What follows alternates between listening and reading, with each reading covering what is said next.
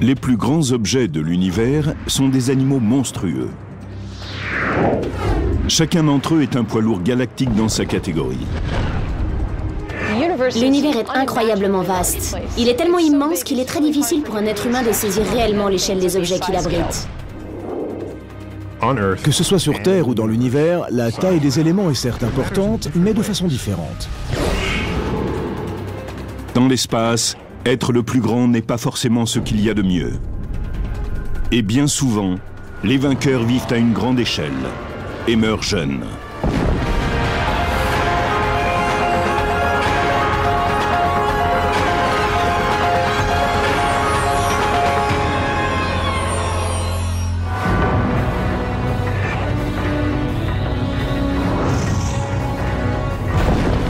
Ce sont les Everest du cosmos.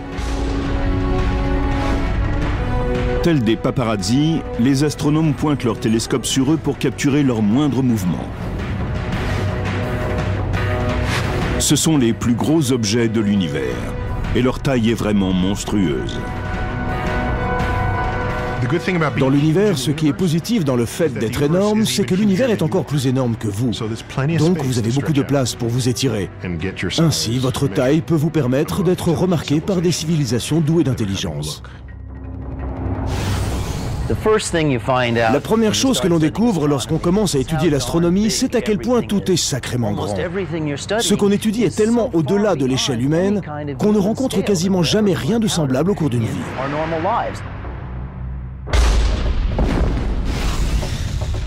L'univers regorge d'objets gigantesques. Dans le système solaire, la Terre est la 5e plus grosse planète. Mais elle n'en est pas moins 100 millions de milliards de fois plus petite que le plus grand objet de l'espace. Alors qui détient ce titre tant convoité de plus grand objet de l'univers? La plupart des astronomes s'accordent pour désigner la toile cosmique, un échafaudage sans fin de superamas de galaxies entourées de matière noire, une forme de matière invisible et mystérieuse qui représente 90% de la masse de l'univers. Le plus grand objet de l'univers est tellement monstrueux qu'on peut même se demander s'il s'agit bien d'un objet. C'est un réseau de matière noire qui emplit la totalité de l'univers. La matière noire est cette matière que nous ne pouvons pas voir. Elle n'émet aucune lumière, mais elle occupe tout l'univers. La matière noire est bien plus mystérieuse que ce que pensent la plupart des gens. Ce qui me fait littéralement frissonner, c'est qu'elle n'est pas constituée d'un élément quelconque. Je ne pense pas qu'on puisse la sentir ou la toucher. Simplement, elle possède une force gravitationnelle. La toile cosmique de matière noire ne devient visible que lorsque l'on regarde les objets qui la remplissent. Cette toile cosmique est un peu comme une toile d'araignée en 3 dimensions. Au centre de tous ces vortex, il y a les superamas. Ce sont des amas de milliers de galaxies dont les filaments leur permettent d'être connectés entre elles à travers tout l'univers.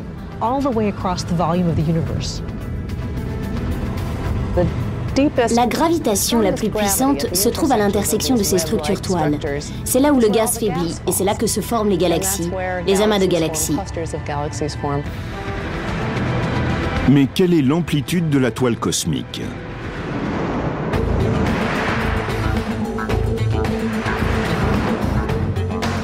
Si la Voie lactée était de la taille d'une graine de pavot, l'univers observable ferait à peu près la taille du Rose Bowl Stadium, qui peut accueillir 100 000 personnes. Tout cet espace est empli par une toile cosmique, c'est-à-dire un réseau d'amas reliés ensemble d'un bout à l'autre de l'univers.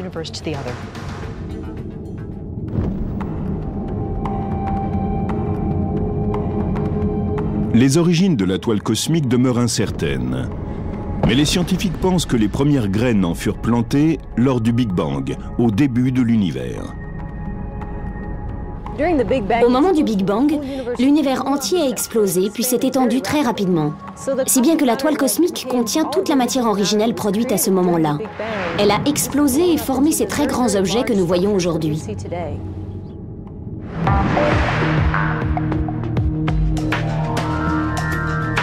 Les scientifiques s'efforcent de créer une carte de la toile cosmique qui couvrirait la totalité de l'univers.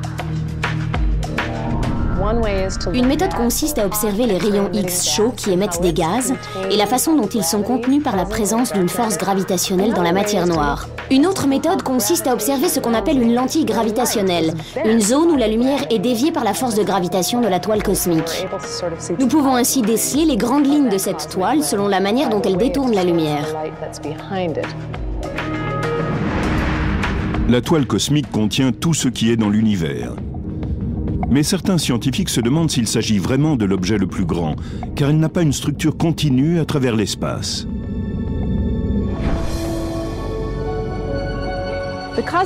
La toile de matière cosmique n'est pas réellement l'objet le plus grand, maintenu ensemble par la gravitation.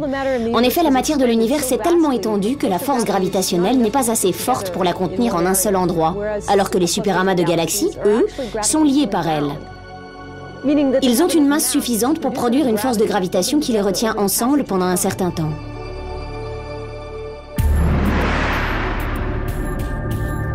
Les astronomes n'en ont pas une estimation précise, mais la toile cosmique pourrait être faite de centaines de milliers de superamas. Il s'agit d'immenses rassemblements de galaxies qui, au fil de millions d'années-lumière, ont été reliées entre elles par la gravitation. L'univers suit une organisation hiérarchique. Les étoiles forment les galaxies forment les amas constituent des superamas. Si l'on compare un amas au continent nord-américain, alors un superamas pourrait être l'association des villes d'Amérique du Nord, des villes du continent européen, asiatique, etc.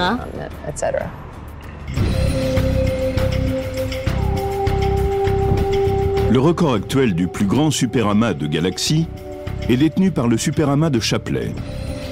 Cette région très dense de galaxies s'étend sur 400 millions d'années-lumière. Pour la traverser, le plus rapide des vaisseaux interplanétaires mettrait plusieurs milliards d'années. Le superamas de Chapley s'étend sur plusieurs constellations et se situe à presque 650 millions d'années-lumière de la Voie lactée.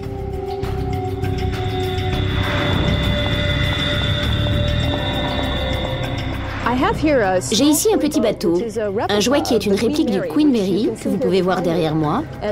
Il est 4000 fois plus petit que l'original. Imaginons simplement que la Voie lactée où nous vivons soit de la taille de ce bateau. Dans ce cas, l'un des superamas les plus massifs que nous connaissions, le superamas de Chapley, serait de la taille du vrai Queen Mary. Ainsi, le superamas de Chapley serait 4000 fois plus grand que notre Voie lactée. C'est un des objets les plus massifs que nous connaissions dans l'univers.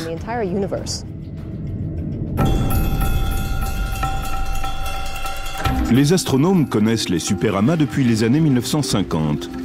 Mais aujourd'hui, ils ont pu déterminer leur origine grâce à de récentes mesures de leur CMB, Cosmic Background Microwave, ou fond diffus cosmologique, qui est un rayonnement laissé derrière lui par le Big Bang.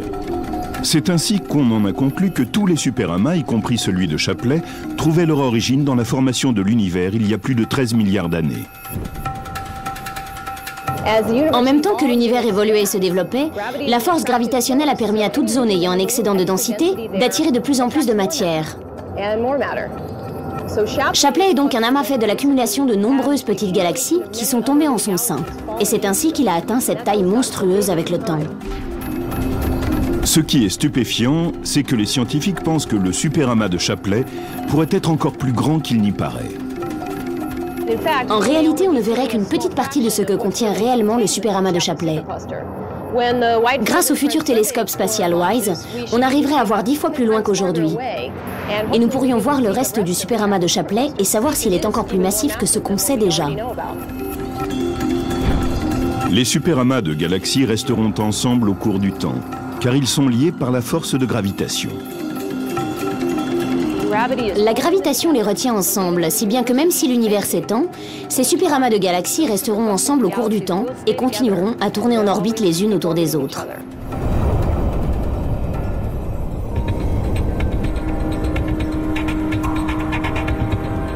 Nous autres humains vivons également dans un système de superamas, mais le nôtre est 2 fois moins grand que celui de Chapley, et sa masse est environ 10 fois moins importante. La Voie lactée fait partie d'un petit amas appelé le groupe local, qui fait lui-même partie d'un plus grand, nommé l'amas de la Vierge. Nous sommes un peu en périphérie de celui-ci, c'est notre adresse en quelque sorte. Nous vivons dans telle rue, de telle ville, de tel état, de tel pays, de la même manière que la Voie lactée fait partie d'entités plus vastes. Les superamas de galaxies sont les zones les plus foisonnantes de l'espace. Mais ils entourent aussi de grandes régions où il n'y a quasiment rien.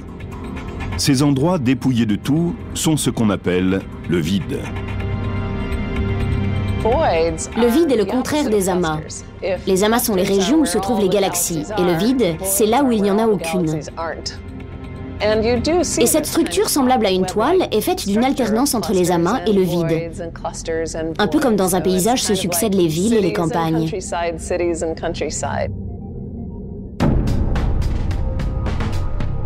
Le vide le plus important de l'univers est certainement celui du Bouvier.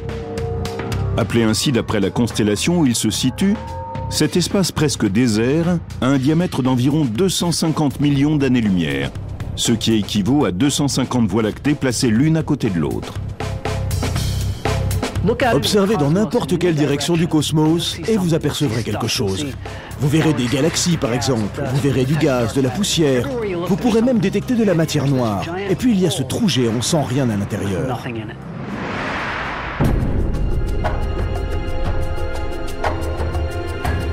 Le vide du Bouvier, découvert en 1981, est presque entièrement dépourvu de galaxies.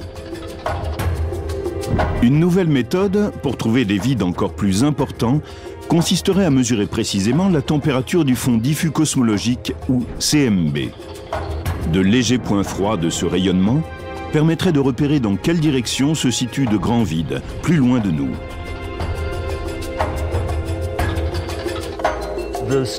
L'histoire de leur formation est tout simplement le contraire de la formation des superamas.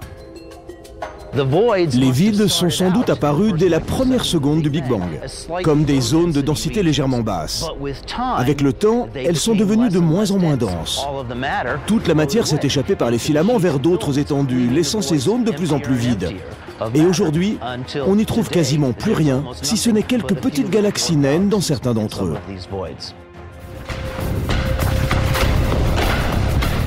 Les vides et les amas ne sont que quelques-uns des objets monstrueux qui peuplent une structure encore plus importante, la toile cosmique. Mais celle-ci abrite aussi d'autres objets immenses. Et en particulier des bulles de taille colossale qui pourraient détenir le secret de la formation des galaxies.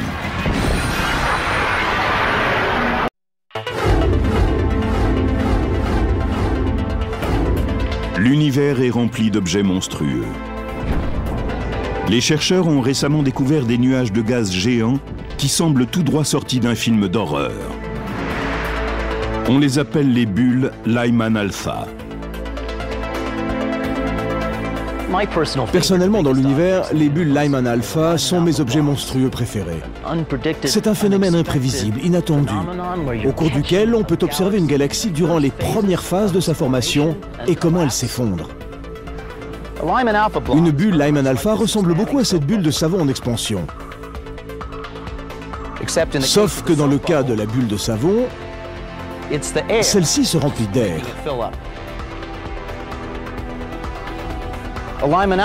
Une bulle Lyman alpha, elle, se développe à cause de la chaleur. On a injecté beaucoup d'énergie dans ce gaz afin de le chauffer. Or, lorsqu'on met autant d'énergie dans un gaz, il a inévitablement tendance à gonfler et à s'étendre exactement comme une bulle de savon.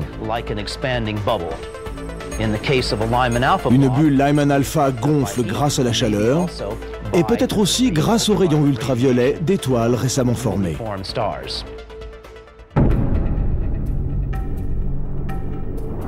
La plus grande bulle Lyman alpha que l'on connaisse est une structure colossale en forme d'amibe. Elle ressemble à une méduse verte géante. Elle mesure 200 millions d'années-lumière de large et est située dans la constellation du Verseau. Lorsque l'on regarde cette bulle Lyman alpha, on voit qu'un gaz se propage parmi ses toutes premières étoiles et galaxies.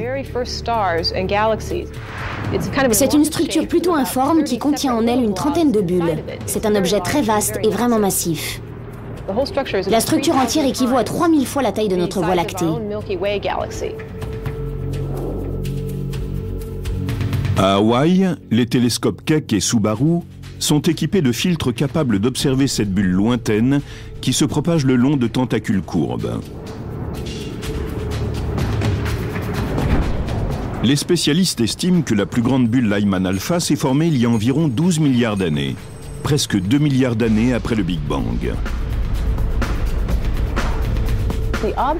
La technique que nous utilisons pour observer ce gaz s'appuie sur une couleur de lumière très spécifique, une émission de lumière que l'on appelle Lyman Alpha. C'est pourquoi on dit bulle Lyman Alpha. Parce que quand on prend une image du ciel à travers un filtre qui ne laisse passer que cette lumière, qui est une longueur d'onde très particulière, on voit une petite bulle dans l'immensité céleste.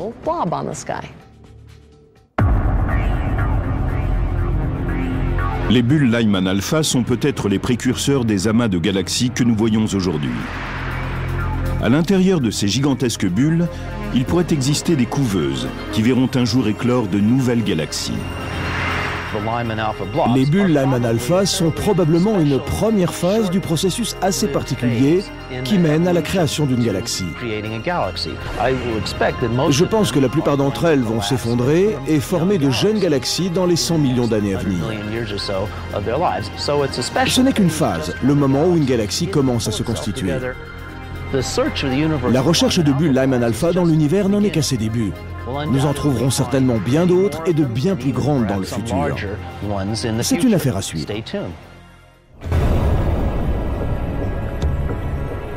Les bulles Lyman Alpha pourraient détenir les clés de la formation des galaxies, qui sont des systèmes qui contiennent des étoiles, du gaz, de la poussière, de la matière noire et qui sont liés par la gravitation. On peut en observer au moins 100 millions dans l'univers.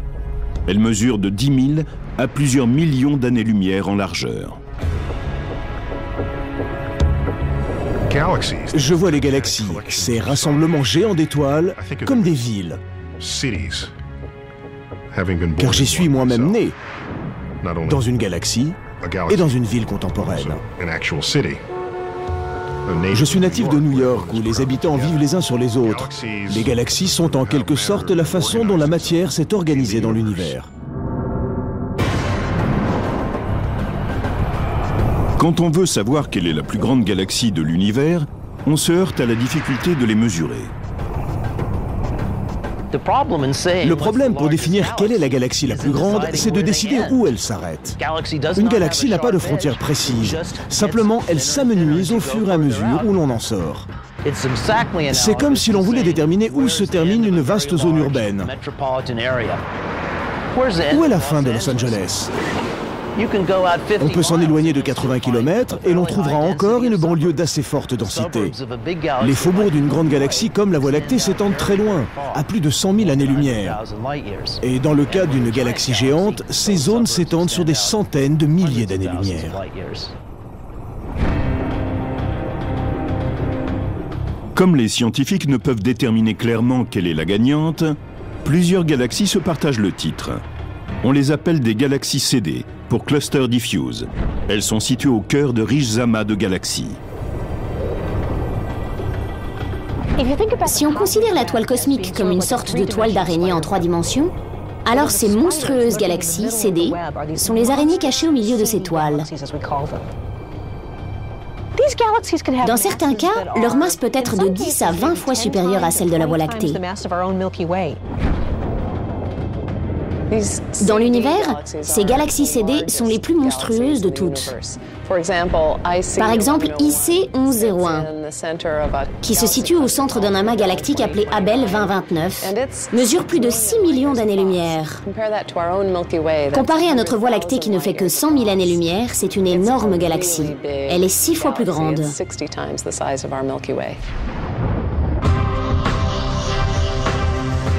Si les galaxies CD sont elliptiques, contrairement à la Voie lactée qui est en forme de disque, c'est parce qu'elles ont atteint leur taille en se regroupant avec d'autres galaxies.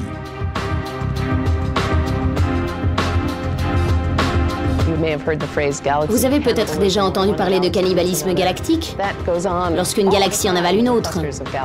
C'est un phénomène constant dans les amas de galaxies, si bien qu'au centre d'un amas massif, on va trouver une très grosse galaxie.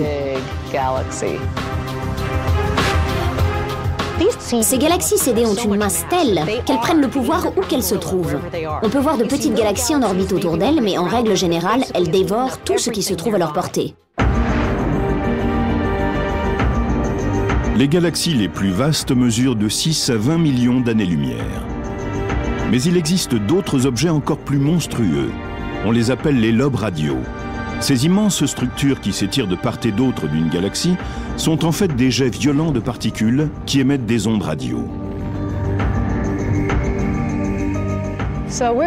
Nous sommes donc ici dans un atelier de réparation où je vais utiliser ces deux torches pour simuler les jets d'ondes radio qui sortent des côtés opposés d'un disque d'accrétion et tourbillonnent autour d'un énorme trou noir. À l'œil nu, on voit une petite flamme bleue sortir de la torche, mais à travers les infrarouges, on voit que la chaleur de la torche s'étend bien plus loin.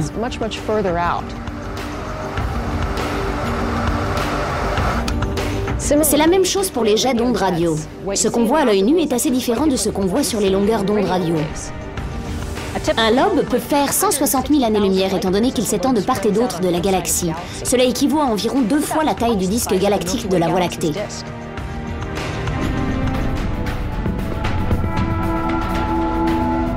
Les astronomes pensent que les lobes radio fonctionnent grâce aux trous noirs supermassifs situés dans les quasars, qui sont les centres lumineux de la plupart des galaxies actives. Les jets d'énergie radio proviennent d'un trou noir géant et forment les énormes structures des lobes radio. Ils sont liés de très près aux quasars. En réalité, dans certains cas, on peut voir un quasar de basse énergie au centre de la galaxie, cerné de part et d'autre par ces lobes géants. Ils ont été envoyés de chaque côté par des jets d'électrons de très haute énergie qui se déplacent quasiment à la vitesse de la lumière. Ils ont probablement été éjectés des pôles nord et sud d'un trou noir tourbillonnant. Les lobes radio dépendent de la matière qui descend dans le trou noir. Au fur et à mesure qu'elle descend dans le trou noir, une partie se précipite dans ces lobes, si bien que leur taille dépend de la quantité de matière que le trou noir a avalée. Et c'est ainsi qu'ils changent de taille avec le temps.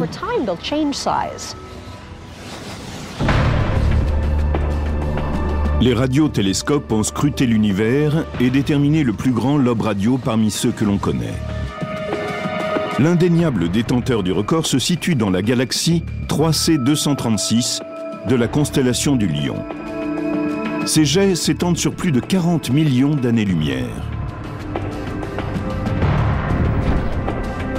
Les spécialistes ne comprennent pas pourquoi certaines galaxies actives produisent ces jets et d'autres non.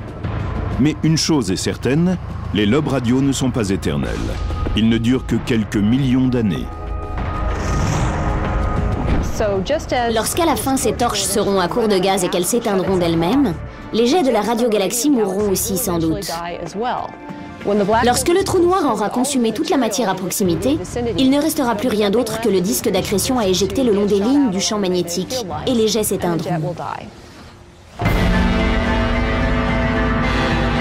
Si ce sont les trous noirs qui produisent ces gigantesques lobes radio, alors quel est le plus grand trou noir de l'univers ? À l'heure actuelle, les spécialistes prennent les paris.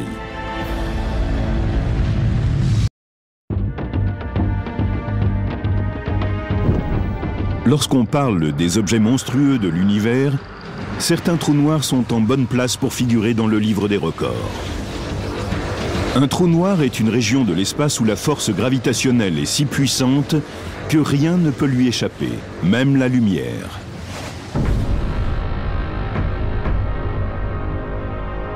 Des millions et même des milliards de ces monstres noirs parcourent l'univers. On peut les ranger en deux catégories selon leur taille.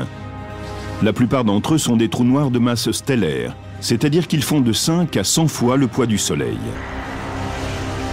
Et il y a aussi les trous noirs supermassifs, dont la masse pèse entre des millions et des milliards de fois celle du Soleil. Nous avons les trous noirs supermassifs, comme ceux qu'on semble trouver au centre de chaque galaxie où nous sommes capables d'aller voir. Si vous êtes une étoile qui tourne près de l'un de ces trous noirs supermassifs situés au centre de ces galaxies, il produit bien des dégâts dans votre environnement.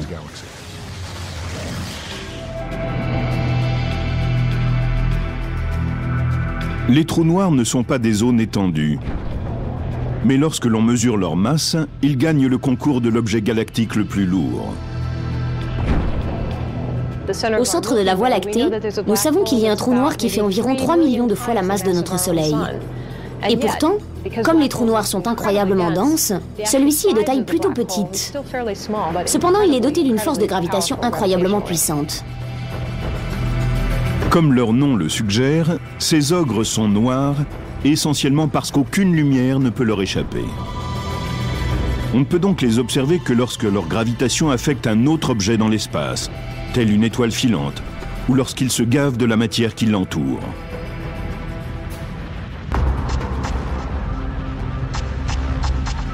Alors, quel est le champion en titre des trous noirs? Le détenteur actuel du record du trou noir le plus large semble être un quasar incroyablement lumineux qui répond au nom très simple de HS 1946 plus 7658. Pourquoi est-ce le plus grand trou noir? Parce qu'il s'agit du quasar le plus lumineux que nous ayons pu trouver à ce jour dans l'univers.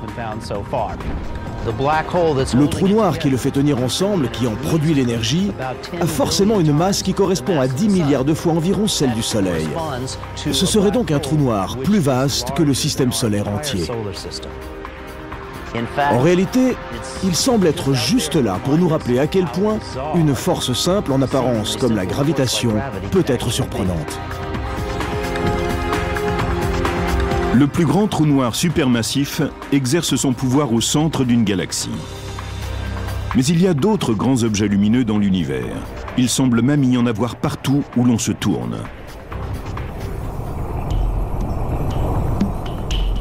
Quand on jette un coup d'œil sur le ciel nocturne, on voit des étoiles, des points de lumière qui scintillent et qui sont en réalité des boules de plasma lumineuses.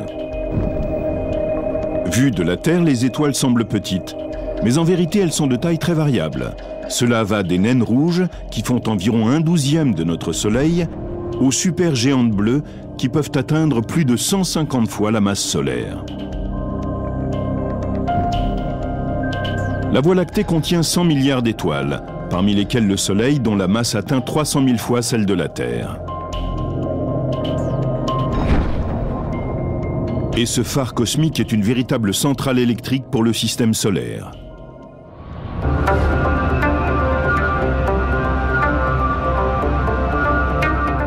Cette centrale de gaz naturel produit une énergie d'environ 300 MW.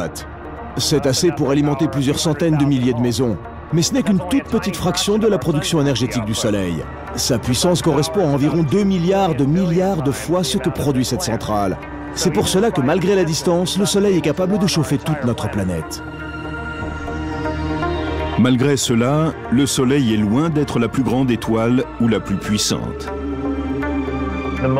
Certaines étoiles ont une puissance d'environ 1 million de fois celle du Soleil. Si l'on compare cela au barrage Hoover, il faudrait environ 30 millions de barrages Hoover par habitant de la planète pour produire une telle puissance. Il est impossible à l'échelle humaine d'imaginer une telle production d'énergie.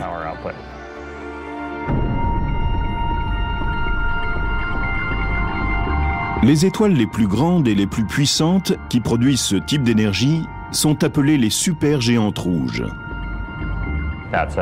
Il s'agit d'une catégorie d'étoiles encore plus grande que les supergéantes. Les étoiles classiques comme le Soleil font entrer en fusion l'hydrogène et l'hélium pour produire de l'énergie. Mais les hypergéantes ont déjà épuisé tout l'hydrogène de leur noyau. Alors elles combinent l'hydrogène et l'hélium à la périphérie du noyau, ce qui les rend extrêmement chaudes et pleines d'énergie. Et c'est cette énergie qui fait gonfler l'étoile. Ainsi, elles gagnent une surface très importante qui peut atteindre la taille de l'orbite de la Terre, et même encore plus. Dans la catégorie des hypergéantes rouges, VY Canis Majoris semble avoir le diamètre le plus grand. Il est 2000 fois plus important que celui du Soleil. La voiture la plus rapide du monde mettrait 2600 ans pour en faire le tour. Ce champion stellaire se situe dans la constellation du Grand Chien, à environ 5000 années-lumière de la Terre. Si l'on remplaçait le Soleil par VY Canis Majoris, si l'on mettait cette étoile hypergéante à la place du Soleil, son rayon serait plus long que l'orbite de Saturne. En effet, il fait 9 fois la distance entre le Soleil et la Terre. Cette étoile possède un diamètre plus grand que notre Soleil. C'est grâce à sa température que les astronomes déterminent le rayon d'une étoile de cette dimension. On arrive à connaître la température de la surface de l'étoile à partir de sa couleur.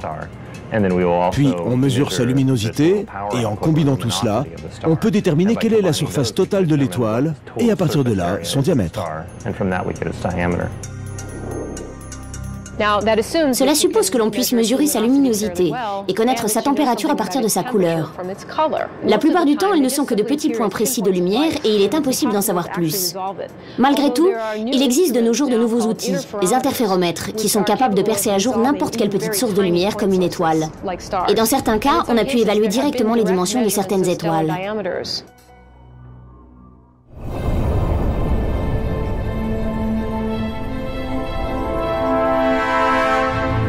VY Canis Majoris ne détiendra pas éternellement son titre. L'hypergéante rouge perd l'équivalent d'environ 30 fois la masse de la Terre par an. Les plus grosses étoiles de l'univers comme VY Canis Majoris sont en réalité des étoiles mourantes. Quand celles-ci commencent à s'éteindre, elles brûlent leur carburant nucléaire qui est moins stable et elles gonflent avec le temps. VY Canis Majoris n'a sans doute plus que quelques millions d'années à vivre. Des étoiles aussi massives ne durent jamais bien longtemps. Elles consomment leur carburant à une vitesse prodigieuse. Elles se développent jusqu'à devenir une hypergéante et ne vivent sous cette forme que quelques centaines de milliers d'années, ce qui est très court en fait. À la fin, elles explosent en supernova. Certes, VY Canis Majoris a le diamètre le plus important, mais c'est une autre étoile qui remporte la palme de la plus grosse masse.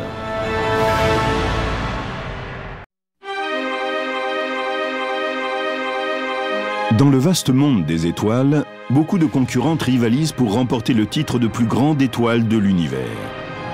Mais ici, la grandeur peut avoir deux significations. Lorsqu'on parle de la plus grande étoile, on peut vouloir dire deux choses. Soit qu'elle possède le diamètre le plus large, soit qu'il s'agit de sa masse. La masse indique la quantité de matière d'un objet. C'est comme si l'on calculait son poids en mesurant la matière contenue dans son corps.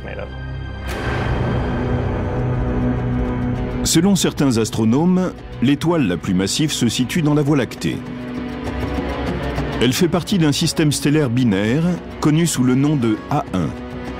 Il s'agit en fait de deux étoiles qui tournent l'une autour de l'autre en 4 jours. L'une de ces deux étoiles possède une masse d'environ 115 fois celle du Soleil. Et l'autre, également énorme, fait environ 84 fois la taille du Soleil. Ainsi, les deux étoiles de ce système binaire font partie des étoiles les plus massives que nous ayons jamais mesurées. Il y a peut-être des étoiles plus massives que la combinaison A1 dans cet amas stellaire, mais c'est la plus importante que nous ayons pu mesurer directement. Ces étoiles massives auront des vies pleines, mais courtes. Les étoiles massives sont extrêmement lumineuses. Parfois, elles peuvent éclipser des millions d'étoiles autour d'elles. Mais cela a un coût. Elles se retrouveront à court de carburant plus vite que n'importe quelle autre étoile. Et elles mourront un jour de façon spectaculaire. Leurs entrailles exploseront et se disperseront à travers la galaxie. Vivre à toute vitesse, avec une masse importante et en étant très lumineuse, a un revers. On explose à la fin de l'histoire. Une étoile très brillante risque de brûler plus vite et de mourir plus tôt. Mais en même temps, ces étoiles très chaudes fabriquent les éléments indispensables à toute vie. Sans ces étoiles massives, nous ne serions pas là. Nous n'aurions pas de fer dans le sang, de calcium dans les os. Tout cela ne se forme que dans les étoiles les plus massives.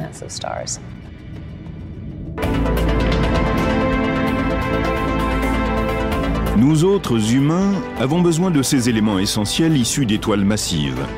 Mais nous avons aussi besoin d'une planète dotée d'une surface solide pour tenir debout sur elle. Les planètes se répartissent en deux groupes, les géantes gazeuses, comme Jupiter, et les petites planètes rocheuses, comme la Terre. Dans notre système solaire, Jupiter est la planète la plus vaste, tandis que la Terre occupe la 5e place. Même si Jupiter règne en maître dans notre galaxie, il ne s'agit pas de la plus grande planète de l'univers.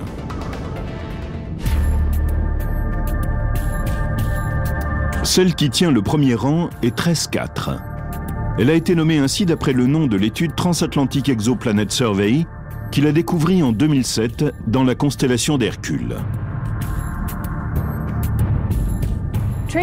La masse de TRES 4 est inhabituellement grande. On peut mesurer directement son rayon qui est exceptionnellement large. Il représente environ 70% de celui de Jupiter, alors que sa masse équivaut à 80% de celle de Jupiter. C'est à peu près la densité du liège ou de la crème chantilly. La Terre est une planète rocheuse, très dense. Et même les planètes gazeuses géantes comme Jupiter, faites de gaz comprimé, d'eau et d'autres éléments chimiques, sont étroitement compressées. TRES 4, elle, ressemble à de la guimauve.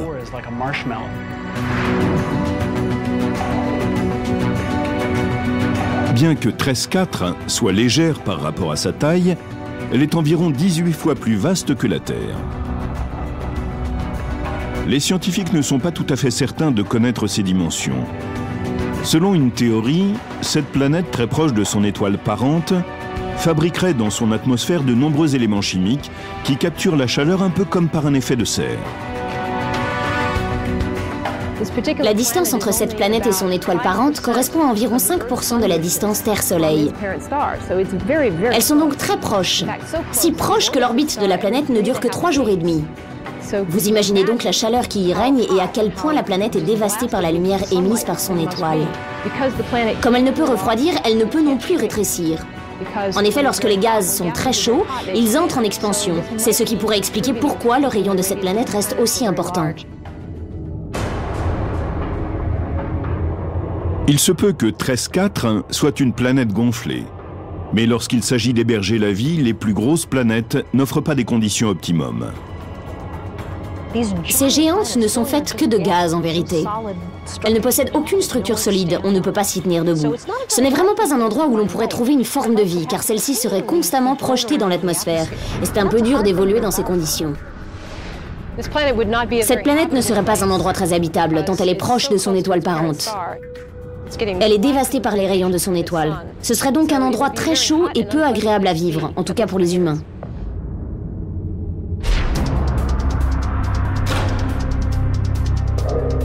Le rayon de TRES 4 est le plus grand que l'on connaisse à l'heure actuelle. Mais la planète pourrait perdre sa première place dans le futur.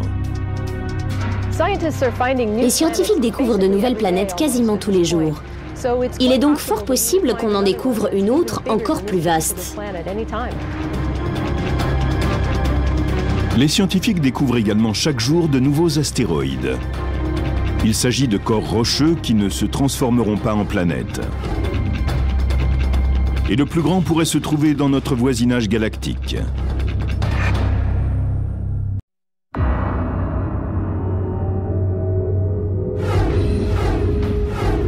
Dans le système solaire, des milliards de débris de roches ne sont pas devenus des planètes et ont trouvé refuge dans la ceinture d'astéroïdes. Certains ne sont pas plus gros que des grains de poussière, d'autres sont aussi vastes que des pays. Cérès est le premier astéroïde qui ait jamais été découvert et il reste à ce jour le plus grand d'entre tous. Il porte le nom de la déesse romaine des plantes et des récoltes.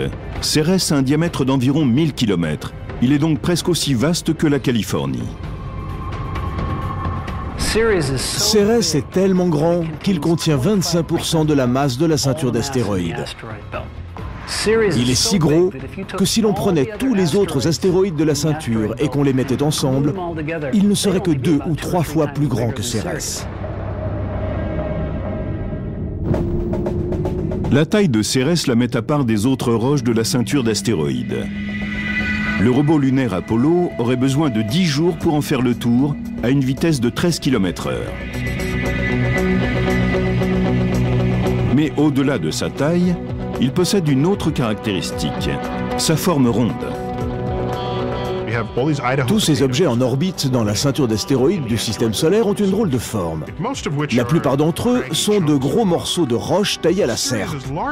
Cérès, lui, est assez grand et massif pour que sa force gravitationnelle prenne le dessus sur les roches qu'il contient. Et quand cela se produit, il prend la forme d'une sphère.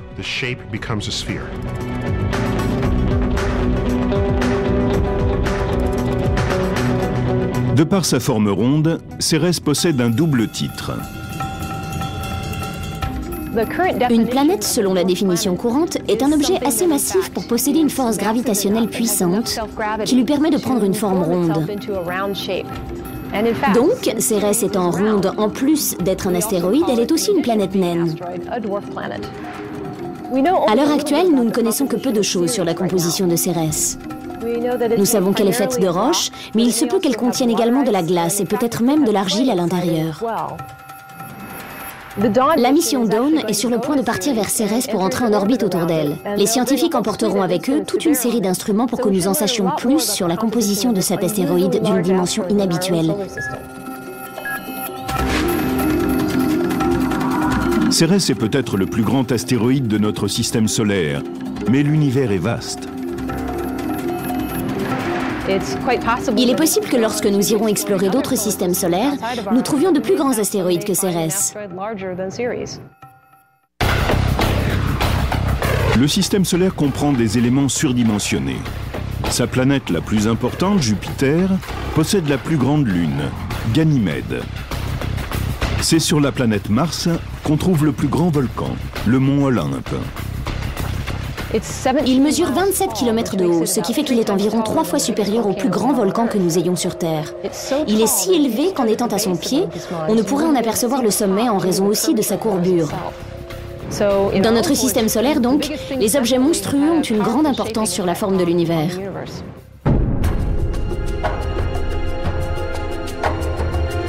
Certains pensent que le Soleil devrait remporter la palme de l'objet le plus grand de notre environnement cosmique. Il est 1000 fois plus massif que Jupiter. Mais existe-t-il quelque chose de plus grand? Le plus grand objet associé à notre système solaire est le nuage d'Oort.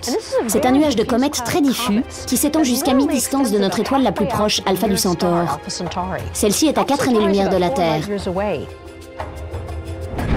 Les astronomes estiment qu'un vaisseau spatial devrait voyager pendant des centaines de milliers d'années pour atteindre l'extrémité du nuage d'Oort.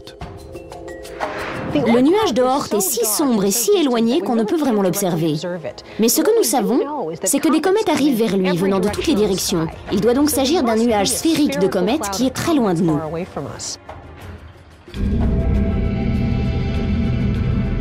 L'origine du nuage d'Oort demeure une énigme. Selon une théorie, il s'est formé très tôt dans le système solaire. Lorsque les comètes tombèrent en direction du Soleil en formation, elles furent éjectées et tracèrent de longues orbites. Au cours des années, leurs orbites les propulsèrent dans un nuage géant. Il est très loin. Et il est rempli de rémanents gelés qui sont restés dans l'état qui était le leur au moment de la formation du système solaire, il y a environ 4,5 milliards d'années. On pourrait donc dire qu'il s'agit des rémanents archéologiques de la formation de notre système solaire. L'univers comprend à la fois de grands et de petits objets. Mais ce sont les vastes structures que nous voyons dans l'espace qui nous intriguent sur le fonctionnement de l'univers. Bien que les spécialistes aient découvert beaucoup d'objets d'importance, la quête de nouveaux monstres plus grands encore se poursuit. Les astronomes espèrent trouver encore de grandes planètes, d'énormes superamas, et en apprendre plus sur ce que nous avons déjà découvert. Au fur et à mesure que la technologie se développe, avec de meilleurs télescopes, de meilleurs détecteurs, de nouvelles sondes, nous sommes capables de voir plus loin dans l'espace. Et nous pouvons donc espérer découvrir des objets encore plus monstrueux que ceux que nous connaissons déjà.